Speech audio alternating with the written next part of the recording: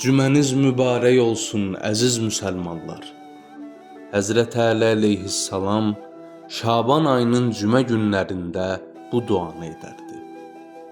Allahım, səndən hər şeyi əhatə edən rəhmətinlə istəyirəm. Səndən sənin hər şeyə qalib gəldiyin qüdrətinlə istəyirəm. Səndən hər şeyin əsasını əhatə edən isimlərinlə istəyirəm. Ey Nur, ey Quddus, ey Əvvəlül Əvvəl, ey Axirül Axir. Allahım, həya pərdələrini yırtan günahlarımı bağışla. Allahım, qəzəbini indirən günahlarımı bağışla. Allahım, nemətləri dəyişdirən günahlarımı bağışla.